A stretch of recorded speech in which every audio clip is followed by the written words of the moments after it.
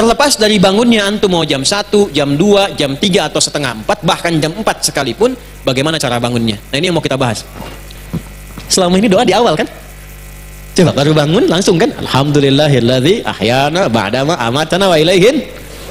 Nah, padahal letaknya itu setelah sadar terstruktur, baru masuk itu intinya, intisarinya, perjanjian komitmen kita sama Allah saat bangun dari tidur. Belum selesai, ayatnya masih ada.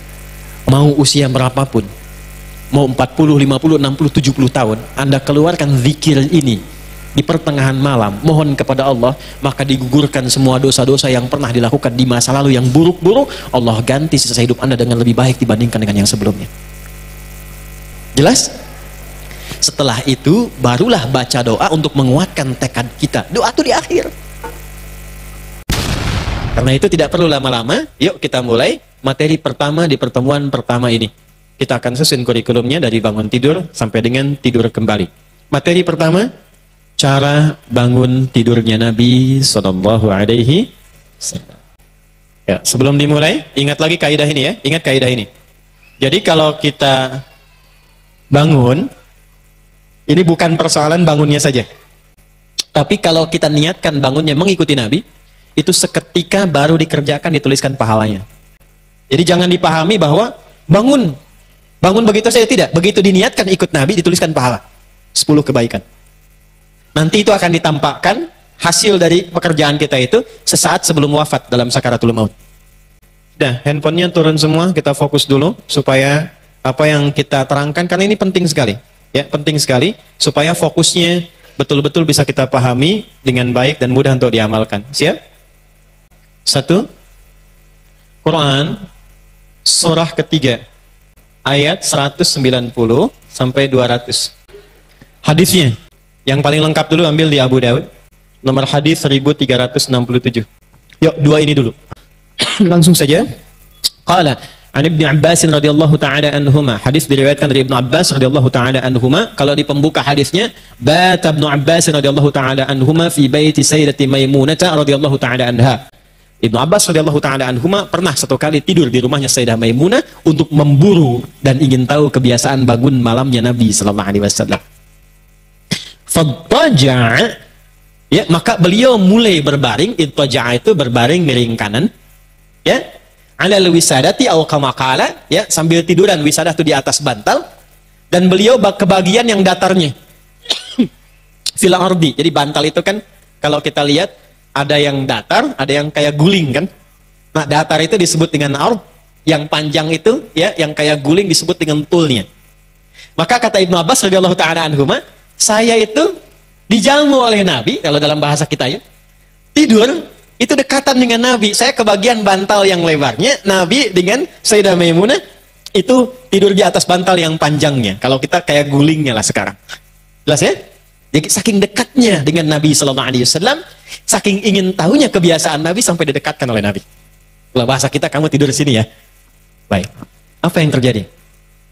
Ketika Nabi bangun, falamma staiqadha atau hina staiqadha Rasulullah sallallahu alaihi wasallam atau kama qala, maka ketika Nabi sallallahu alaihi wasallam bangun dari tidurnya, fi muntasafil laili, di pertengahan malam, 1 tengah malam, au qablahu biqalil, atau saya duga juga sebelum tengah malam sedikit, ya. Ya. Sebelum tengah malam sedikit, sesaat sebelum tengah malam. Au ba'dahu biqalil, atau kira-kira lah sesaat setelah tengah malam. Kan dulu belum ada jam kan? Jadi beliau kira-kira saja nih, Nabi kira-kira bangunnya nih pas saat tengah malamnya, entah itu sesaat sebelum atau sesaat setelah. Kurang lebih jedanya nggak terlalu jauh. Cara bedakannya begini. Malam itu dimulai waktunya ba'da isya. Jelas? Kalau maghrib itu pembuka malam, muqaddimatul lail. Malam dimulainya ba'da isya. Sekarang isya jam berapa? Oke, kita ambil misalnya 7:30 lah paling cepatnya ba'da isya. Yuk kita hitunglah 7:30, 19:30. Subuh jam berapa? Oke, ambil langsung bulatnya saja, misalnya jam 4:30. Kita hitung 19:30, 7:30, kan? Kemudian 8:30, ya, 9:30, 10:30, 11:30, kemudian 12.30, setengah 1, setengah 2, setengah 3, setengah 4, setengah 5. Nah, berarti berapa jam? 9. 9 bagi 2 berapa? 4 setengah. Yuk, ikutkan di 4 setengah berarti ya. Setengah 8 ke setengah 9. Setengah 9, setengah 10, setengah 11, setengah 12. Jadi setengah 12, kalau ditambahkan sedikit, kurang lebih ke jam 12-an lah, kurang lebih. 12 lewat. Pas tengah malam kan? Baik. Ini yang dimaksud awal malam, awal pertengahan malam. Oke? Bangunnya Nabi, nanti kalau kita lacak di hadis-hadis lain, itu beliau bagi kepada 3 bagian. Nanti ada sesaat setelah itu, rentang kurang lebih 1 jam, 2 jam. Jadi kalau di jam 12 tambah 1, 2 jam, jam berapa? Ambil paling ujungnya jam 2 misalnya. Oke? Nah, sepertiganya di akhir. Tambahkan kurang lebih 1 jam atau 1,5 jam ke akhirnya. 2 tambah 1 berapa? Jam 3. Kurang lebih jam 3 atau mendekat ke setengah 4. Itu ujung malamnya. Jam 4:4 sudah masuk disebut dengan sahar namanya. Kalau 4:30 itu subuhnya. Jelas ya? Jadi kalau Anda ingin bangun 1/3 malam di akhirnya, itu kurang lebih antara jam 2:30 ke jam 3 lah. Ambil jam 3-an. Itu 1/3 malam. Ujung 1/3 malam itu artinya mendekat ke subuh. Disebut dengan sahar. Mungkin sekarang jam 4 atau 4:4. Jelas? Halo, jelas? Baik. Maksudnya apa? Kalau mengacu pada hadis ini versinya Ibnu Abbas, Anda silahkan sesuai dengan kemampuan, satu, dan rencana bangunnya. Rencana bangunnya. Mau bangun jam berapa? Biasanya Nabi itu mengukurnya dengan bacaan Qur'annya. Kalau pengen lama, beliau bangun lebih awal. Bangun lebih awal. Itu yang menjadikan rakaat pertamanya, maaf, Al-Baqarah sampai selesai. Ali Imran sampai selesai. An-Nisa sampai selesai. 5 juz 4 halaman. Tapi kalau misalnya pengen agak santai dekat ke subuh, ya Al-Baqarah 100 ayat. 1/3 malam yang beliau bangun itu. Disilahkan versinya. Jadi yang pertama kali kita rincikan, mau bangun jam berapa itu, formulasi pertamanya, mau sepanjang apa tahajud yang akan kita lakukan. Jelas? Mau sepanjang apa doa yang kita mohonkan. Kalau memang mau menikmati bacaan, pengen mengulang-ulang Quran, pengen melancarkan dan memantapkan hafalan, pilih bangun yang paling awal. Kalau hafalan sudah banyak. Tapi kalau perasaan masih sedang cool, ya silahkan pilih ayat yang cool-cool. Mendekat ke subuh. Jelas? Ini poinnya. Rencanakan bangun. Lalu ukur. Makanya Nabi itu kalaupun mau bangun awal, tengah, atau akhir, itu selalu mengukur dengan durasi kegiatan beliau untuk istirahat sebelum tidurnya. Apa kegiatan sebelum tidurnya beliau? Kalau mau bangun lebih awal, itu nggak banyak kegiatan. Nabi itu rata-rata habis Isya, hanya diskusi dengan istri sebentar, evaluasi, langsung istirahat.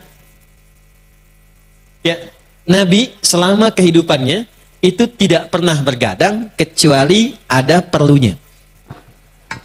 Betul. Makanya rumusnya begadang jangan. Nah, begadang boleh kalau ada, ulangi, begadang itu jangan, tapi bergadang boleh kalau ada. Nah, paham nggak? Itu rumus. Kapan beliau bergadang? Kalau ada situasi penting untuk diskusi dengan sahabat. Diskusi, tapi masih tahajud malamnya. Istirahat. Kalau tidak ada keperluan itu, ngobrol dengan istri sebentar, evaluasi, langsung istirahat. Bangunnya lebih awal. Tergantung target bangun jam berapa untuk menikmati ibadah di keheningan malam dan doa. Terlepas dari bangunnya antum mau jam 1, jam 2, jam 3 atau setengah 4, bahkan jam 4 sekalipun, bagaimana cara bangunnya? Nah, ini yang mau kita bahas. Lihat baik-baik. Qala kana an-nabiy sallallahu alaihi wasallam atau kama qala, adalah kebiasaan Nabi sallallahu alaihi wasallam, idza staiqadha min naumihi, kalau bangun dari tidurnya. 1, fajalasa, maka beliau duduk terlebih dahulu. Saya ulang ya. Kita mulai masuk pada poinnya. Ini sunnahnya. Kana an-nabiy sallallahu alaihi wasallam, adalah kebiasaan Nabi sallallahu alaihi wasallam, idza staiqadha min naumihi, kalau bangun dari tidur beliau, fajalasa, beliau duduk terlebih dahulu. Jadi kalau Anda ingin mengikuti sunnah Nabi, bangun dari tidur, begitu bangun duduk dulu. Dan niatkan bukan sekedar duduk, tapi mengikuti sunnah Nabi sallallahu alaihi wasallam. Itu indahnya, begitu Anda duduk dapat pahala. Catat ini ya. Yang kedua, cinta Allah turun. Awas, ini bukan main-main. Kalau nggak percaya nanti praktekkan. Niatkan mengikuti Nabi. Setelah itu, lihat baik-baik. Famasaha biyadihi min athari naumi. Step kedua. Maka kemudian beliau menghilangkan bekas ngantuknya dengan bagian tangannya yang bersih. Jadi jangan langsung berdoa. Sunnahnya bangun tidur, duduk dulu. Lalu hilangkan bekas ngantuk dengan bagian tangan yang bersih. Karena nanti ada redaksi lain. Kalau Anda bangun tidur, cuci tangan dulu. Karena Anda tidak tahu kemana tangan itu berkelana saat tidur. Paham? Baik. Nah, karena itu, ini tidak bertentangan hadisnya. Anda kan bisa sadar saat bangun itu tahu bagaimana keadaan tangan. Karena itu, pilih yang paling bersih, hilangkan bekas ngantuk. Jangan langsung berdoa. Jangan sampai bangun jam 3, duduk betul sunnah pertama. Yang kedua langsung doa. Begitu sadar, jam 6. Nih, catat baik-baik. Doa itu panjatkan dalam keadaan sadar. Supaya kita bisa merasakan isinya. Jangan saat ngantuk baca doa. Makanya juga makruh orang ngantuk, sengantuk-ngantuknya sholat. Jangan. Istirahatkan dulu sebentar. Maka ketika sholat, ngantuknya sudah hilang, tenang kita, nyaman sholat. Pulang nih pekerjaan, ngantuk berat. Sunnahnya istirahat dulu. Jangan dipaksakan tidur, jangan dipaksakan sholat. Takutnya begitu sujud gak bangun-bangun. Dan gak sadar bacaannya. Ya, karena ketika sholat dia ngantuk kan. Bahasa Rusianya kan nundutan gitu, begini lagi. Ya, itu nggak pas. Lakukan semua aktivitas itu dengan terukur. Hilangkan dulu ngantuknya. 2, 3. Ini belum baca doanya loh, belum baca doanya. 3, baru masuk ayatnya. Faqara khawatim surah Ali Imran. Maka membaca kemudian penutup surah Ali Imran. Di Al-Bukhari di hadis Muslim dijelaskan dari ayat 190 sampai ayat 200. Sudah? Dari ayat 190 sampai ayat 200. Pada kalimat ini dimulainya. Inna fi khalqis samawati wal ardi wa ikhtilafil laili wan nahari la ayatin li ulil alladzina yadhkuruna Allaha qiyaman wa qu'udan wa 'ala wa yatafakkaruna fi khalqis samawati wal ardi rabbana ma khalaqta hadha batila subhanaka faqina sampai ke ayat ya ayyuhalladzina amanu sabiru wasabiru warabitu wattaqullaha la'allakum tuflihun. Sampai situ. Itu sunnahnya. Sekarang lihat baik-baik. Saya akan share kenapa baca ini. Bukan ayat yang lain. Kenapa baca ini? Bukan ayat lain. Dan inilah identitas kita sebagai muslim. Duduk yang tenang, hilangkan bekas ngantuk, baca. Inna fi khalqis samawati wal wa ikhtilafin laili wan la ayatin li ulil. Saat bangun tidur, Allah menginginkan kita sebagai manusia muslim yang ulul albab. Itu baru bangun tidur, kita sudah diminta menjadi ulul albab. Siapa itu ulul albab? Albab itu jamak dari kata lub. Inti sesuatu. Gini teman-teman, tahu kelapa? Tahu buah kelapa nggak? Kan luar tuh ada kulitnya kan, serabut itu. Setelah itu ada kulit bagian dalam yang kerasnya kan. Setelah itu ketika dibuka, baru kemudian ada dagingnya kan. Teman-teman tahu nggak kalau buka kelapa itu ada bagian dalam yang halus, dagingnya yang enak, yang lembut gitu. Nah itu lub namanya. Lub. Kalau orang tahu kelapa, dia akan mengincar bagian yang enaknya itu. Luarnya itu cuma artifisial saja, hiasan. Buka, dia pengen ngincar yang dalamnya itu. Itu lub namanya. Dan dia bisa bedakan, oh ini, yang ini, yang ini. Jadi begitu disebutkan kelapa, terbayang di kepalanya, langsung bagian enaknya. Itu lub. Ada orang yang disebutkan beberapa kalimat, baru satu kata dia paham, oh ini mau kesini bicaranya.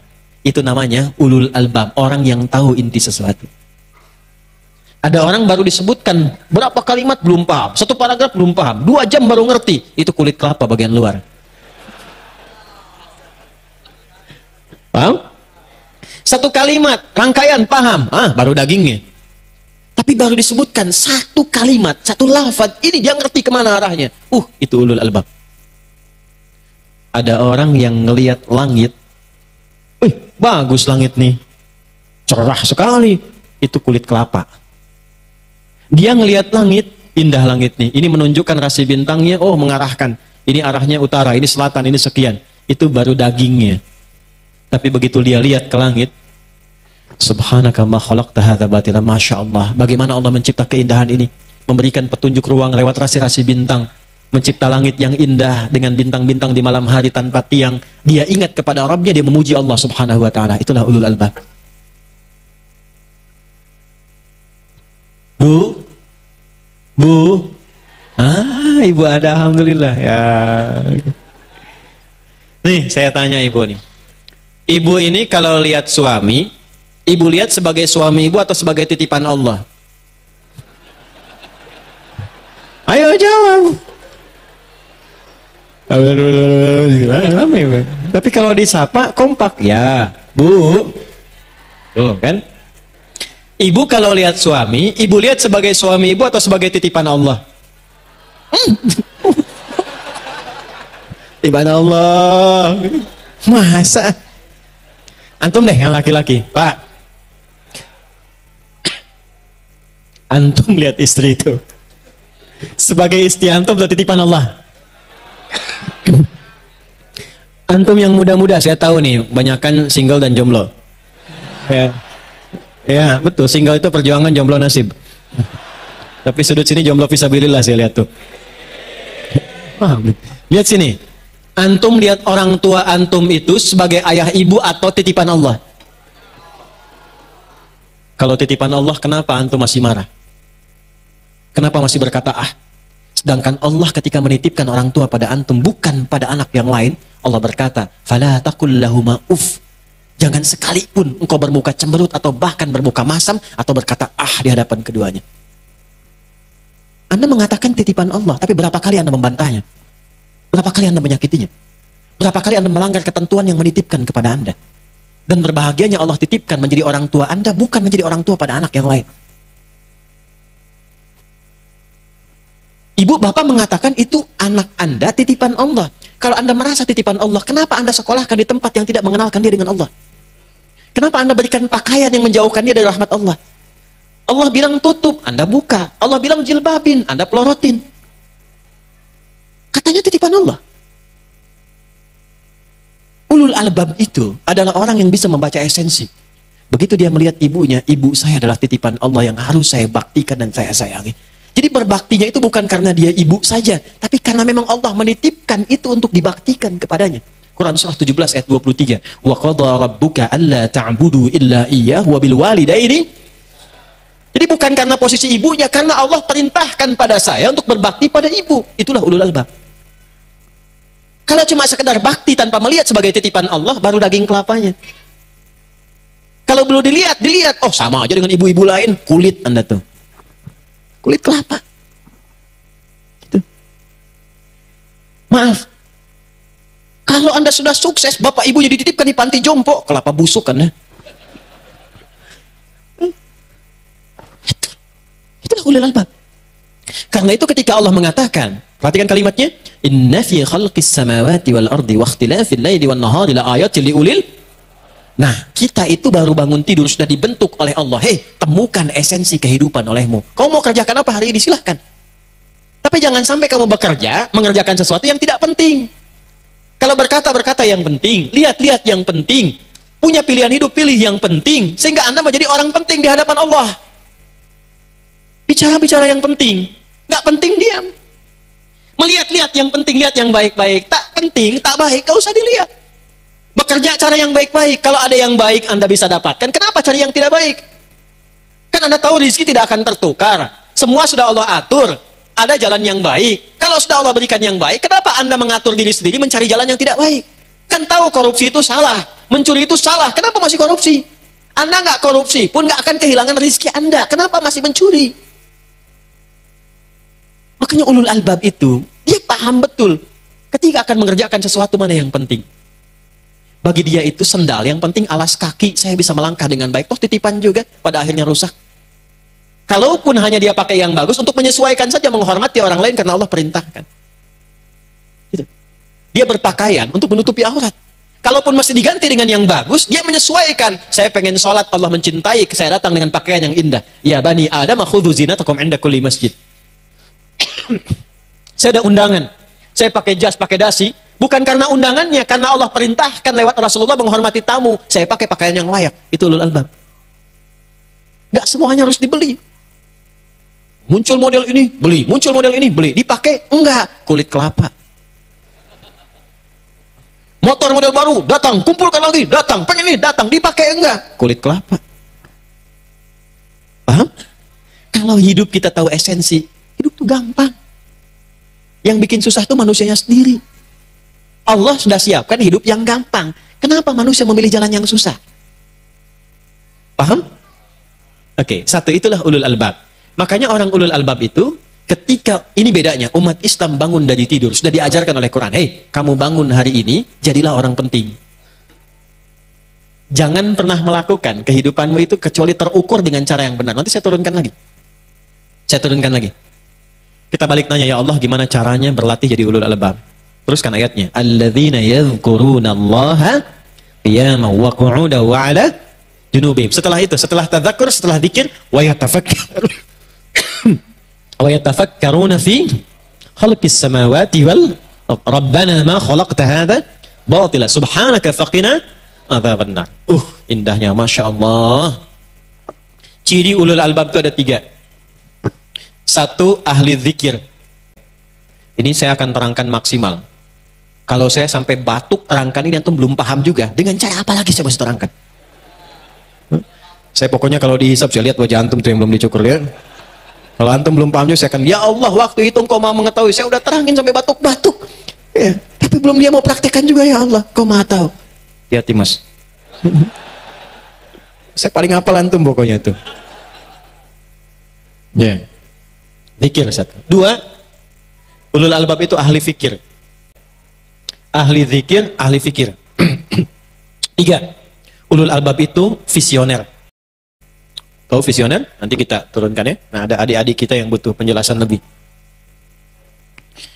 Yuk lihat baik-baik.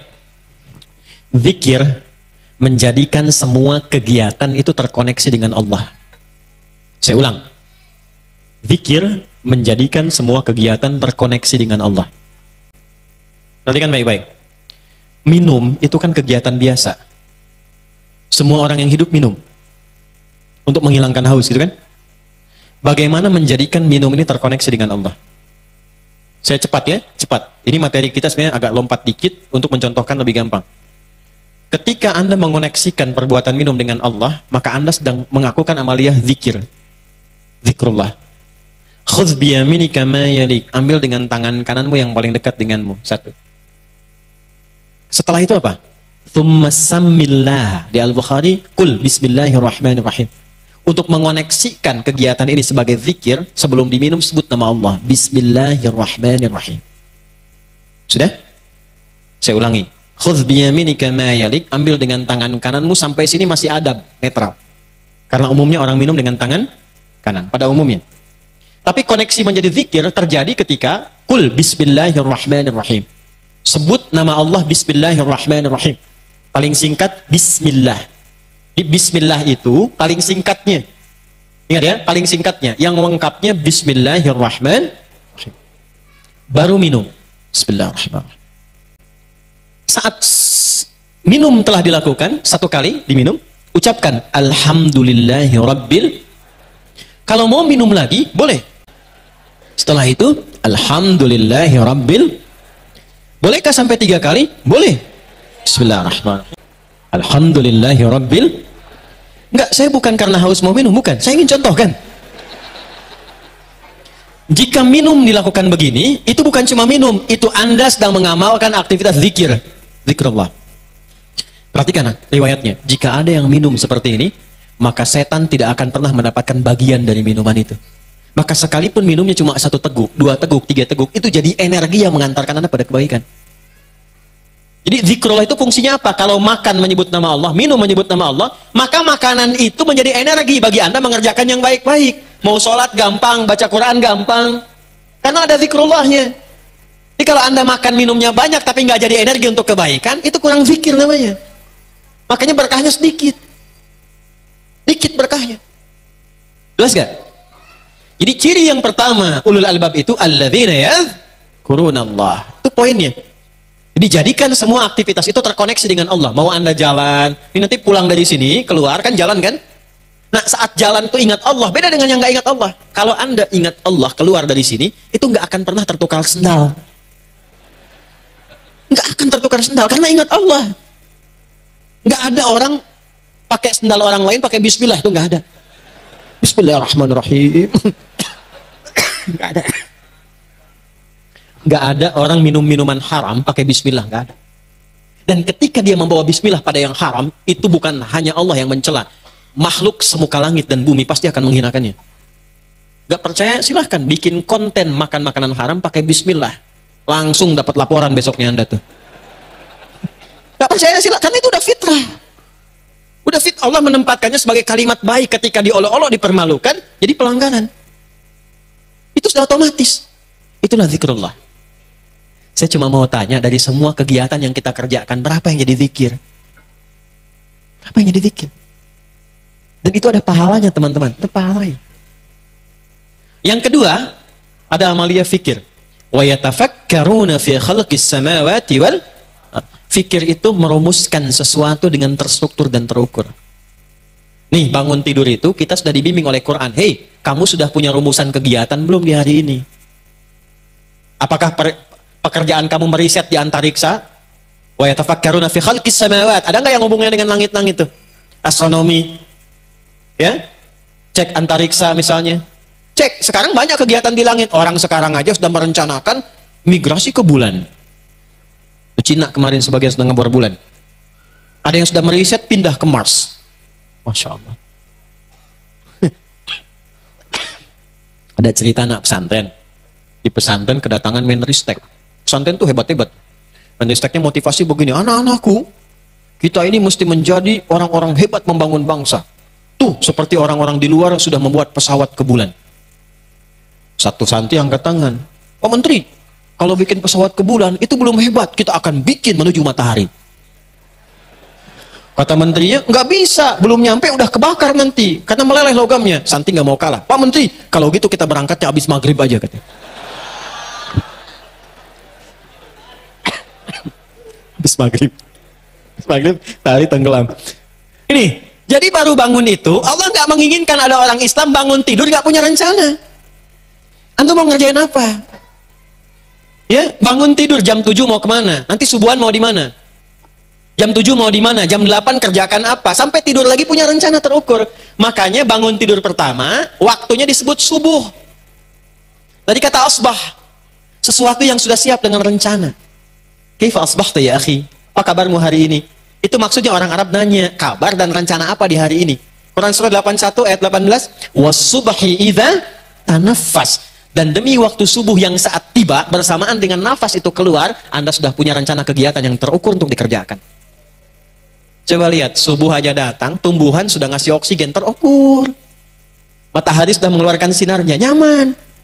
Jadi kita ditunjukkan yang tumbuhan, yang benda-benda saya sudah melahirkan manfaat dan terukur kegiatannya. Masa manusia yang dihisab gak punya ukuran kegiatan? Bangun tidur, tidur lagi. Habis tidur, bangun lagi. Habis bangun tidur, bangun lagi. Cita-cita masuk surga Firdaus lagi. Pikir. Mahasiswa angkat tangan, mahasiswa. Mahasiswa. Dah, turunkan tangannya. Kapan lulus? Kamu ketawa. Kulit kelapa nih.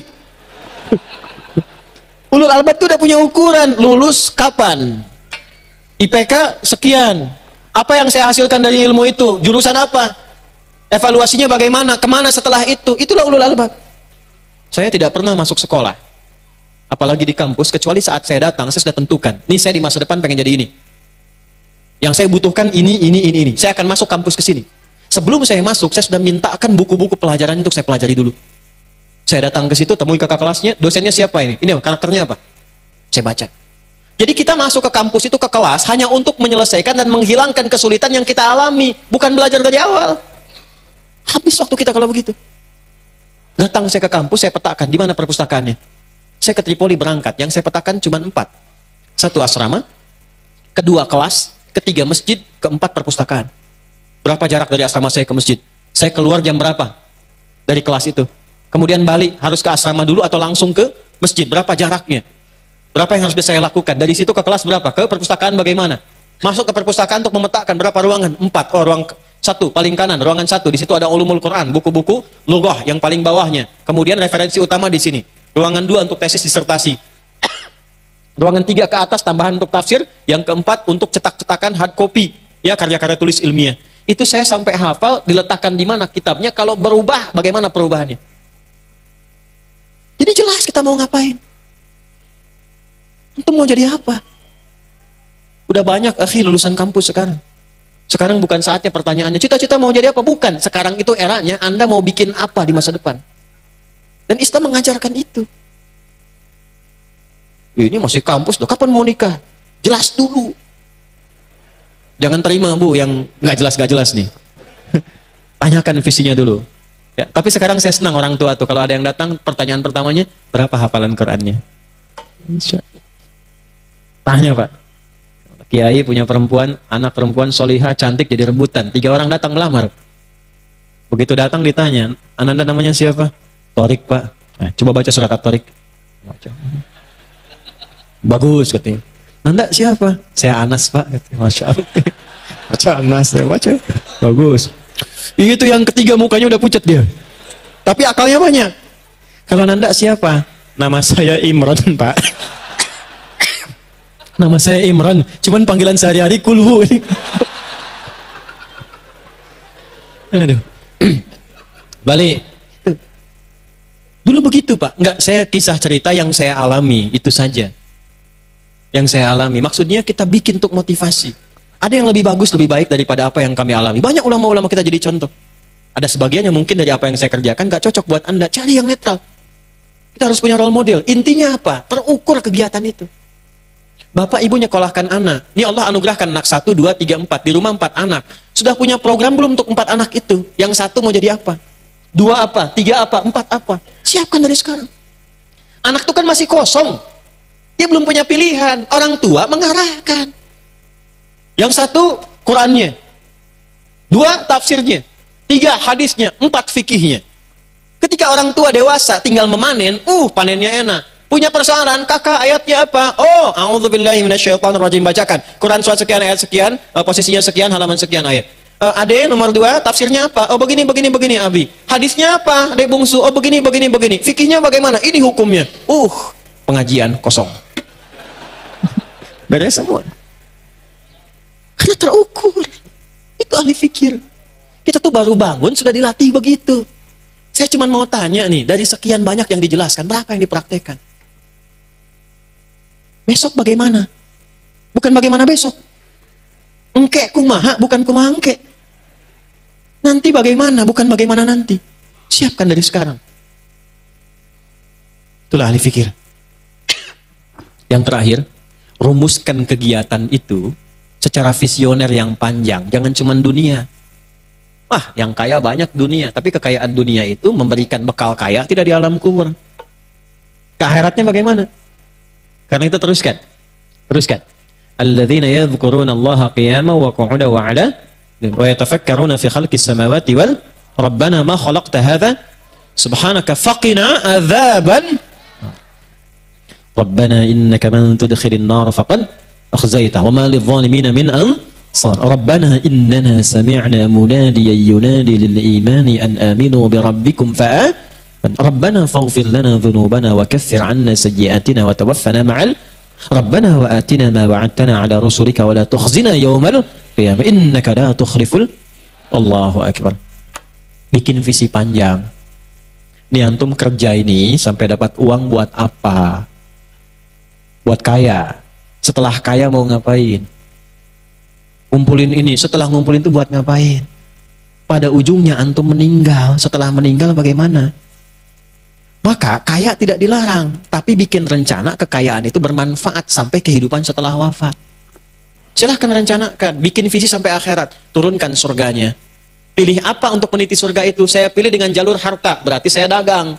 Bagaimana supaya dagang? Kaya dunianya, kaya akhiratnya. Oh ini ada skema zakat, skema infak. Jadi antum bisnis itu supaya bisa zakat, menaati Allah. Itulah ulul albab. Bikin rencana yang profesional. Kerja begini, bahannya gini, profesionalitas begini, cara menempatkannya begini, atur supaya tidak menyalahi waktu sholat. Sholat ya sholat, dagang ya dagang. Coba lihat keluar tuh, Masjid Nabawi, Masjidil Haram. Begitu sholat tutup semua. Dan nggak ada yang merasakan kehilangan rezeki. Nggak ada tuh. Yang ada apa? Setiap menit laku terus. Coba lihat tuh yang bikin hotel, yang punya jualan macam-macam. Sholat ya sholat. Kalau perlu sholat depan tokonya. Nggak buka tuh. Setelah sholat, ya Allah. Nggak ada yang nggak habis. Habis lagi, habis lagi, habis lagi. Selalu begitu. Jangan takut dengan rizki. Takut kalau kita ditinggalkan oleh orang yang punya rizki. Jangan takut dengan rizki. Kita harus takut kalau ditinggalkan oleh yang punya rizki. Allah subhanahu wa ta'ala. Jangan takut dengan dunia. Takutlah kita kalau ditinggalkan oleh yang punya dunia. Takut sama Allah ya akhi. Antum punya Allah. Gak ada yang kurang.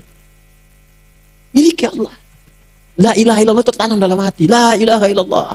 Merasa kita punya Allah. Kalau merasa punya Allah gak akan kekurangan antum. Yang miskin itu yang gak pernah merasa cukup.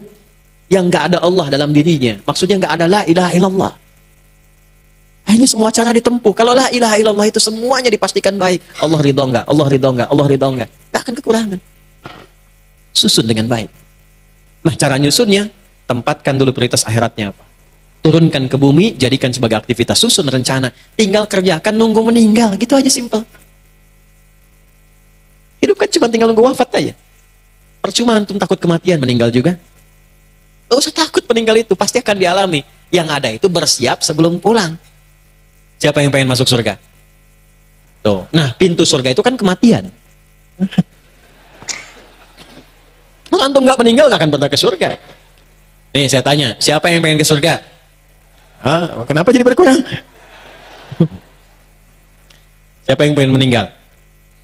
Gak ada yang ngangkat. Aneh memang manusia ini. Antum ngangkat atau tidak, meninggal juga.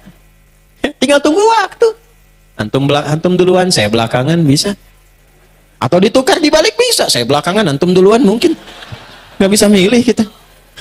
Betul nggak? Dulu ada orang puasa Kamis pada asar di masjid, perawat masjid cuman tiduran meninggal. Cuman meremelek meninggal. Lihat itu belakang tuh sudah meremelek tuh. Nah ini, jadi jangan sampai hidupnya itu tidak ada arahnya, meninggal pun masih repot juga. Bikin visi sampai ke akhirat. Dunianya nyaman, akhiratnya nyaman. Jelas? Nah, kalau tahu pernah menjalani sesuatu yang salah, keluar dari visi ini, belum selesai. Ayatnya masih ada. Rabbana faghfir lana dzunubana wa kaffir 'anna sayyi'atina. Ya Allah, selama ini salah saya menjalani hidup. Saya minta ampun ya Allah. Mohon jadikan sisa hidup saya lebih terukur dan lebih baik dari sebelumnya yang pernah saya jalani. Mau usia berapapun, mau 40, 50, 60, 70 tahun, Anda keluarkan zikir ini di pertengahan malam, mohon kepada Allah, maka digugurkan semua dosa-dosa yang pernah dilakukan di masa lalu yang buruk-buruk, Allah ganti sisa hidup Anda dengan lebih baik dibandingkan dengan yang sebelumnya. Dan sisa hidup Anda itulah yang akan dikenang oleh orang-orang saat Anda meninggalkan dunia ini. Kan banyak sahabat Nabi yang sepuh-sepuh masuk Islam lantas meninggal dunia. Tapi yang diingat oleh orang, apa? Adalah sejarah hidupnya setelah masuk Islam yang puluhan tahun sebelum Islamnya nggak pernah dikenang. Yang dikenang tuh yang baik-baiknya aja. Silahkan Anda cek, banyak sekali. Ya, misal mohon maaf, Abdullah bin Abi Umi Maktum saat masuk Islam kan sudah sepuh, matanya nggak bisa lihat. Tapi yang dikenang oleh dari beliau itu bukan perjalanan hidupnya dari remaja sampai dengan sepuh, tapi justru periode keislamannya saat beliau senang ke masjid, tiba-tiba azan. Minta sama Nabi, ada nggak keringanan untuk gak ke masjid? Kata Nabi, apakah engkau dengar suara adzan? Iya, selama dengar adzan tetap ke masjid. Maka sejak saat itu berangkat lebih awal ke masjid. Sampai adzannya pun jadi 2 kali. Itulah sejarah adzan 2 kali itu. Abdullah bin Abi Umi Maktum. Itu yang diviralkan sampai sekarang. Antum jangan takut, Allah lebih cinta pelaku maksiat yang tobat dibandingkan orang soleh yang tidak pernah merasa salah. Catat itu. Allah lebih cinta pelaku maksiat yang gemar bertobat dibandingkan orang soleh yang tidak pernah merasa salah. Jadi kalau antum pernah berbuat maksiat, karena Anda manusia. Tapi karena Anda manusia, Anda tobat. Karena yang tidak tobat itu coba setan. Setan salah, setan nggak tobat. Manusia salah, manusia tobat. Ketika Anda tobat, Allah cinta. Anda merasa soleh, tapi nggak pernah merasa salah. Allah malah nggak suka. Allah lebih mencintai pelaku maksiat yang gemar bertobat dibandingkan orang soleh yang tidak pernah merasa bikin status tuh.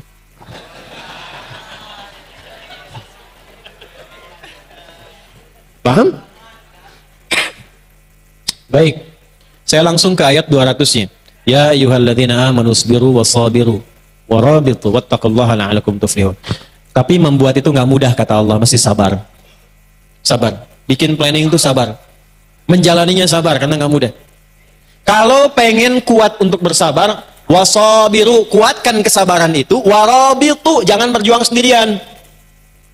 Ini kan banyak. Tadi saya tanya, mahasiswa mana? Angkat tangan banyak. Ini yang banyak ini kenal nggak dengan satu dengan lainnya? Ya.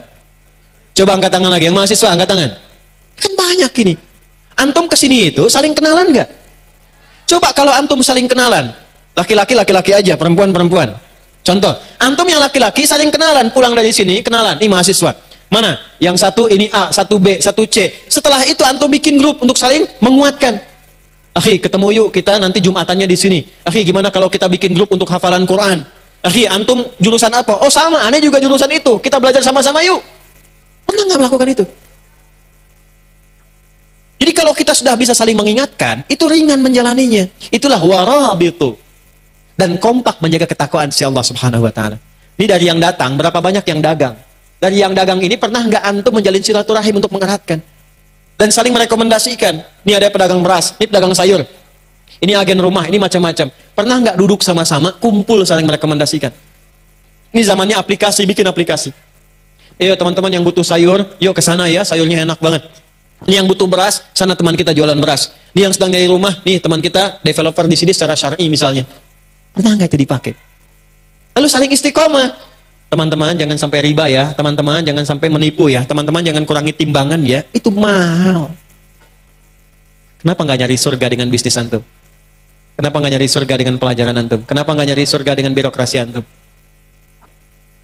Itu baru bangun tidur, disuruh begitu kita, itulah ulul albab. Dan itu berita baiknya, kita sebagai muslim berbahagia, cuma di Islam kita temukan itu. Ini menunjukkan agama ini benar. Dan saat benar pun kita dilarang memaksa orang lain. La ikraha, dan diminta menghormati keyakinan lain. Lakum dinukum, dan diminta menguatkan keyakinan diri kita sendiri. Oh ini. Jelas? Setelah itu, barulah baca doa untuk menguatkan tekad kita. Doa itu di akhir. Selama ini doa di awal kan? Coba baru bangun langsung kan? Alhamdulillahilladzi ahyana ba'dama amatana wa ilaihin. Padahal letaknya itu setelah sadar ini, sadar terstruktur, baru masuk itu intinya, intisarinya, perjanjian komitmen kita sama Allah saat bangun dari tidur.